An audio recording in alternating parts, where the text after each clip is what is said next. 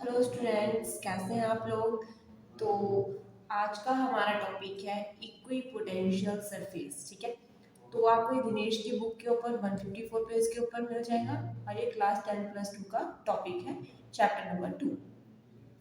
तो सबसे पहले बात आती है कि इक्विपोटेंशियल सरफेस क्या होता है। जहाँ पे सतह क्या सरफेस क्या होता है, सरफेस को सतह माना जाता है। क्या माना जाता है? सतह माना जाता है। जहाँ पे इक्विपोटेंशियल एक जैसी सतह के बारे में बताया गया।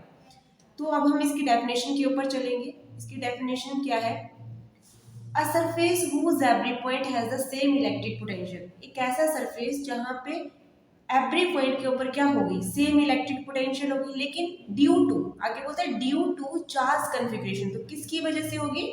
चार्ज कन्फिग्रेशन की वजह की, जिसको आप क्या कहा जाएगा? इक्विपोटेंशियल सरफेस कहा जाएगा।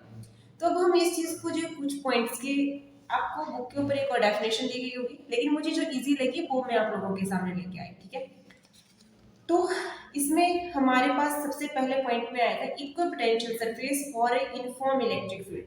किसके बारे में बताएगा?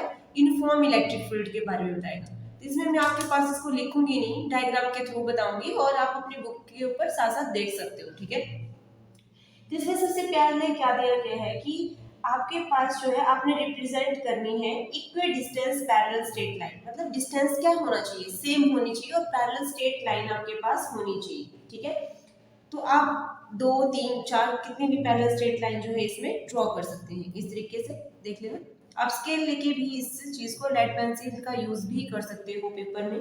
ठीक है, 1 2 3 4 5।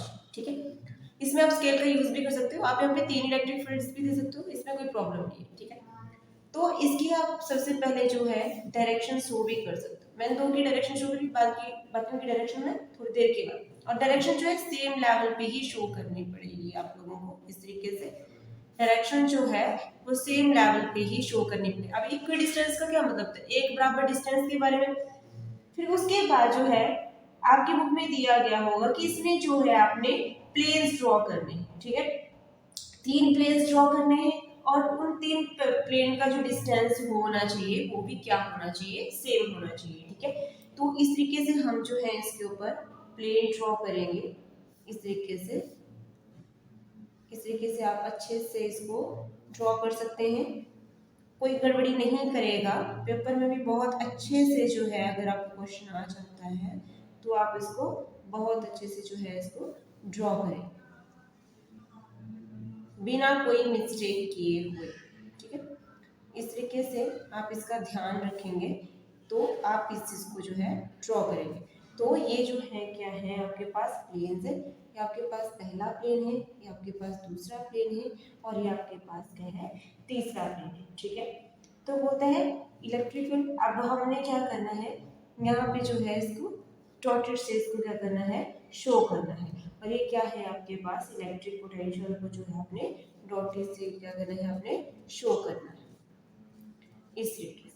ठीक है, फिर आपके पास उसने बोला होगा कि potential V1 at every point on the same plane 1, कि जो पोटेंशियल होगा वो क्या होगा? सेम होगा। ठीक है, तो हर एक पॉइंट पे, जैसे यहाँ पे V1 है तो यहाँ पे ही आगे सेम पोजीशन पे V2 होगा और यहाँ पे आगे फिर भी सेम पोजीशन पे क्या जो है वो V3 होगा। इस तरीके से। ठीक है, तो इस तरीके से आपको मैं इसे बुक में भी समझा सकती हूँ। इस तरीके से आप देख सकते हैं, इस तरीके से आप देख सकते हैं कि आपकी बुक में दिया गया है कि इस तरीके से, आई होप आपको दिख रहा होगा अच्छे से।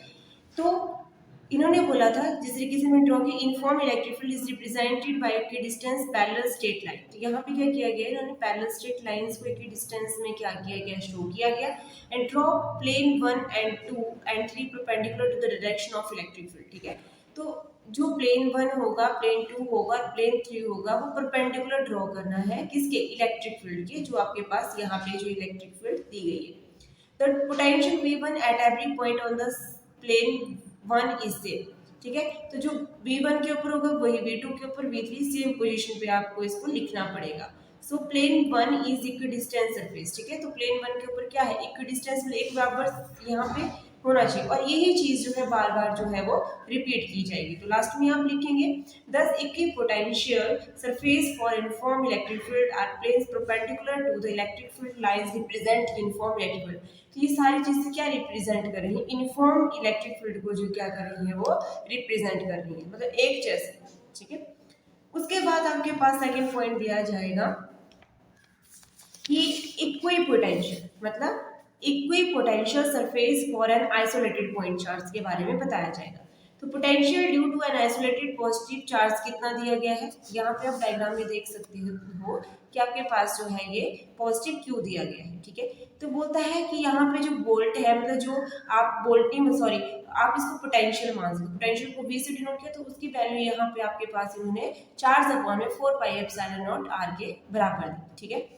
तो आप इस तरीके से लिख सकते थे इसको 1/में 4 pi epsilon not into q upon में r भी लिख सकते हो, ठीक है। तो बोलता है if we draw sphere of radius r around a charge q। अब चार्ज q के अराउंड जो हमने क्या किया, स्फीयर जो रेडियस है उसको क्या कर दिया, हमने ड्रॉ कर दिया। Then all the point on the sphere will have the same potential. Sphere के बाद जितने भी पॉइंट होंगे वो क्या होंगे, सेम पोटेंशियल के ऊपर होंगे।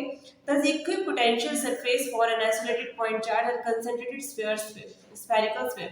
बोलते हैं जो एक बराबर सरफेस के ऊपर जितने भी आइसोलेटेड पॉइंट चार्ज होंगे कंसेंट्रिक स्फेरिकल सरफेस के ऊपर होंगे अराउंड आइसोलेटेड पॉइंट चार्ज, और इसके अराउंड में क्या होंगे, आइसोलेटेड पॉइंट चार्ज जो आपके पास दिए गए होंगे। तो इस फिगर को आपने ध्यान से समझ लिया होगा, इसकी डायरेक्शन इस साइड जा रही है, जिस साइड एरो शो किए गए हैं उसी साइड को क्या हो रहा है, इनकी डायरेक्शन शो की जा रही है।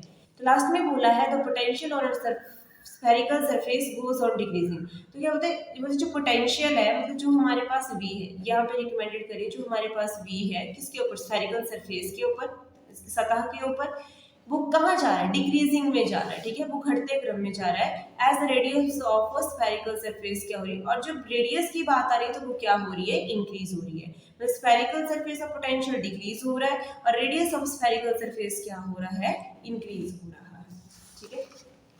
तो इसके बाद जो है इन्होंने थर्ड पॉइंट के बारे में बताया। तो थर्ड पॉइंट क्या है, equipotential surface for a pair of similar point charge, ठीक है। तो क्या है इसमें सिमिलर पॉइंट चार्जेस के बारे में जो है वो बताया गया है। तो सिमिलर पॉइंट चार्जेस जो इन्होंने फिगर 19 में बताए गए, यहाँ पे पॉजिटिव है और यहाँ पॉजिटिव है, तो मतलब सिमिलर पॉइंट चार्जेस का मतलब यही हुआ कि एक पॉजिटिव होगा और दूसरा भी क्या होगा, पॉजिटिव होगा। तो जो अपर वाला वो अपर की साइड अपनी डायरेक्शन शो करेगा और निचले वाला होगा वो निचली साइड जो है वो डायरेक्शन शो करेगा, पॉजिटिव चार्ज जो भी है। The shape of the equipotential surface depend upon the algebraic sum। जो इक्विपोटेंशियल की जो शेप है, ये जो शेप है वो किसके ऊपर डिपेंड करती है, जितने भी अलजेब्रिक सम होगा किसका, पोटेंशियल का, एट डिफरेंट पॉइंट, मतलब अलग अलग पॉइंट के ऊपर, ड्यू टू ईच चार्ज, हर एक चार्ज के ऊपर। शो इन फिगर 19, जो कि 19 फिगर में दिया गया है, the equipotential surface for two positive charge of the same value. तो इन दोनों की क्या होगी, सेम वैल्यू होगी, ठीक है। नेक्स्ट है आपके पास क्वेश्चन नंबर 4, मतलब sorry point 4, equipotential surface for an electric dipole. अब किसके बारे में बता रहा है, इलेक्ट्रिक डाइपोल के बारे में बता रहा है। Equipotential surface for electric dipole are shown dotted. अभी ये आपके पास है नेगेटिव क्यू है और नेगेटिव चार्ज है और ये पॉजिटिव चार्ज है, ठीक है, यहाँ पे सेम चार्जेस नहीं है, ठीक है। तो बोल रहा है ये आपके फिगर 20 में बताएगा, और ये जो आपके पास डॉटेड लाइन आपके पास शो की गई है क्या चीज है, equipotential surface for electric dipole, ठीक है। तो ये आपके पास टॉपिक था इक्विपोटेंशियल सरफेस का। आई होप आपको समझ आ गया होगा, और अगर आपको मेरी वीडियो पसंद आए इसको ज़्यादा शेयर करें, and thank you and have a nice day.